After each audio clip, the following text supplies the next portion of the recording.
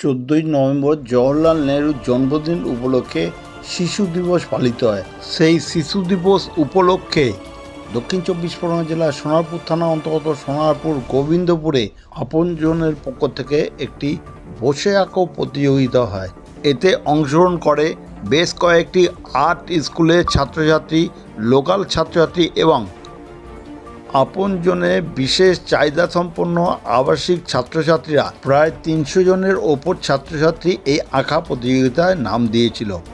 এই সম্বন্ধে আপনজনের কর্ণধার কি বলছেন তা শুনুন একমাত্র খবর 48 ঘন্টার পর্দায়। এখনও যারা এই চ্যানেলটি সাবস্ক্রাইব করেনি এখনই সাবস্ক্রাইব করুন। আজকে শিশু দিবস উপলক্ষে আশেপাশের স্কুল এবং আঁকার প্রশিক্ষণ কেন্দ্র ওদেরকে অনুরোধ করেছিলাম। আজকে প্রায় 300-রও বেশি নর্মাল চিলড্রেন তারা HIV আক্রান্ত শিশুদের সঙ্গে ছবি আঁকলো